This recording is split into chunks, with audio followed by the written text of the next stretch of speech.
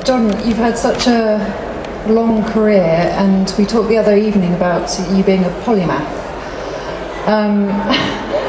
So, given the length and breadth of your career, we're going to focus in on your Latin American connections and your London connections, both of which converge in your Chile Vencerá banner, which we'll get onto a bit later.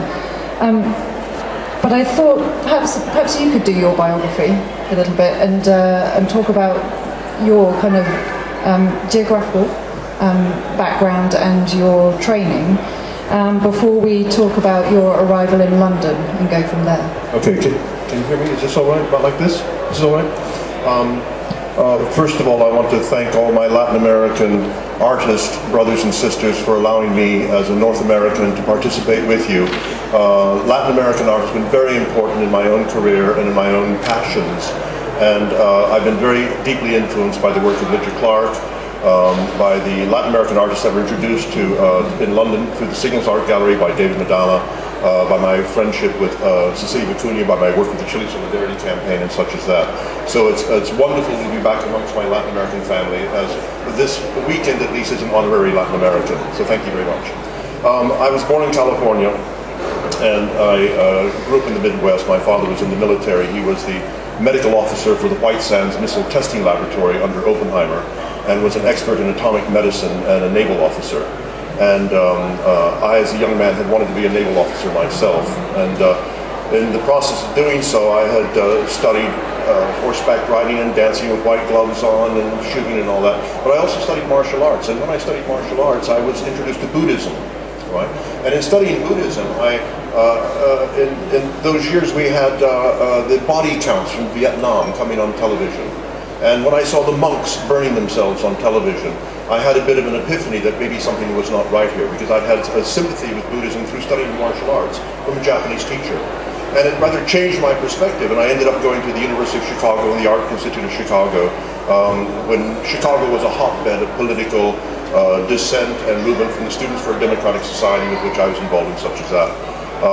I had been out in California for the founding of the free speech, for the tail end of the free speech movement and the founding of the hippie movement, and in Chicago and in New York, where I lived on the Lower East Side, finally making my way to London from New York Harbor on a Greek freighter in 1967, arriving in London 9 days later in December of 1967. Arriving here, I was literally one more unwanted young American. But I had met a member of the Exploding Galaxy on the first night here at the Royal College of Art when I was meeting a friend of mine. And we ended up at Balls Pond Road at the famous Exploding Galaxy house. And I wasn't here for more than a fortnight when the Exploding Galaxy commune was raided by the police. And I, amongst the foreign artists that was there, a Frenchman, an Irishman, and myself, an American, were arrested.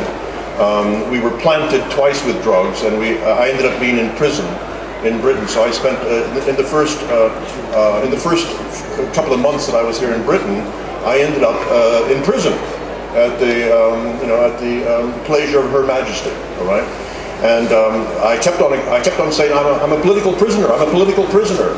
And the governor said, we don't have political prisoners here, except when my meals were brought to me by Caroline Johns, who was the daughter of the first Sea Lord, or the Lord of the Admiralty, right? She used to bring me my meals. At which point the governor said, well, maybe he is a political prisoner. And I was allowed to have a drawing book, and I was allowed some latitude in living in my little cell. Eventually I was sprung from the nick, as they say, by Jeremy Hutchinson, Lord Hutchinson, who took up my case.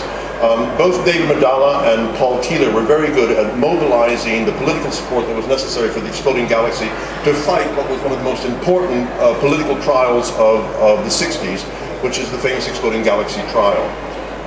In the run-up to the trial, David and I initiated a participation event called the Buddha Ballet that was written by David Medalla, based upon a work of the Greco-Indian, Greco-Buddhist King Melinda series. David wrote a masterly script from it, and we printed up the dramaturg. We printed up the details of our participation event at the Arts Lab on Drury Lane each week. and had them sent out virally, like the Situationists, in which we had all of these participants arriving on Parliament Hill, where David, who is the master impresario, I must say, of the 60s, had everyone participating in doing this wonderful Buddha ballet. And it was an important event that helped to establish that the Exploding Galaxy was there for community participation and a theater of morality, in fact, because that's what the questions of King Belinda was. As a Buddhist theater, it was a theater of morality. So we went into the trial that autumn with having done this, and I remember that we were facing a very hostile jury, and I had taken a specific strategy myself in the courtroom, and that was that I only had one set of clothing. I had a pair of bell-bottom jeans and a shirt. But every day for trial, I dyed it saffron color. And then I would go back to the Exploding Galaxy house and dye it that evening a deeper shade of saffron. Right? So I began the trial wearing this light yellow outfit. And by the time it came that I was up on in the stand, in the dock, testifying, I was wearing this deep saffron color. Right, you know? So I actually transformed myself from being a rather yellowed defendant into a saffroned defender of truth. Right, you know? And we were all asked, you know, have you ever smoked hashish, right? Well, our Frenchman, who looked a lot like Baudelaire, beautiful hair swept back, he had a great forehead, Christian, he said, I have never smoked hashish. Most unconvincingly, all right? And then we had the Irishman come up and said, I've never smoked hashish, I've never drunk whiskey, right? To which the jury laughed. And then Lord Hutchinson asked me, he said, well, have you ever smoked hashish? And I said, well, actually, I have.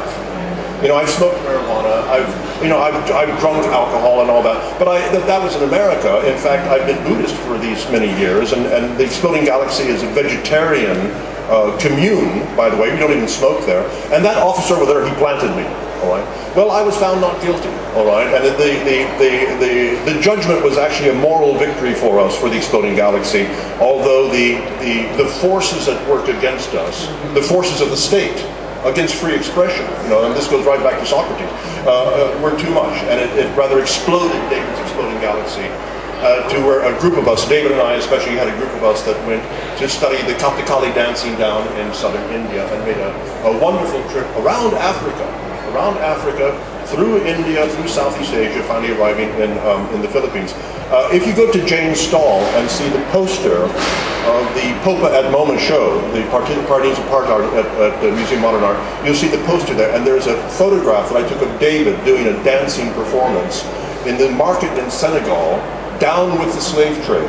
All right, it was a wonderful participation piece, and we went throughout Asia, Africa, Southeast Asia, especially searching out forms of collective participation art and primitive participation art that we saw. Right? And I must say that one of the most interesting works of a nature of a primitive participation art that we saw was at the Dambulla caves in Sri Lanka. And as, if I may tell the story, because this relates to the making of the perennial and our knowing Ledger Clark and such as that, but when David and I went to these great caves in Sri Lanka, they are this great sort of cranial-looking rock that comes out of the jungle floor, right? And as we walked by there, a young monk halted us and said, before you walk up the stairs, these stone stairs, you must do this. He pulled up his robes and waded into a pond and plucked out 2 lotus buds. And he gave 1 lotus bud to David and 1 lotus bud to myself. And he said, as you walk up the stairs, pull back 1 petal of the lotus for each step. So we did that, and we began walking up these stairs of Dambulla, 1 step at a time. It's rather precarious, by the way. I mean, these are stone steps that have been carved out 900 years ago, right? And as we walked up there, the peeling back of the petal concentrated the mind and quieted your breathing, and you were able to concentrate. So that by the time you ended up at the top of the stone staircase, there was a little tank of water, and you washed your lotus in the water, and then plunged into this dark cave. And then as your eyes adjusted to the darkness inside the cave, you saw that you were standing next to the feet, just the feet of this huge Buddha lying inside this cave that you've never imagined, right, you know? And you look down the length of the cave, and there's this huge Buddha lying on its side like this, right? And you put the flowers on the feet, and then you go into the Dambulla caves, where they've got some of the greatest examples of the ancient art. Now, this is a very good example of the kind of early participation work in which you have different types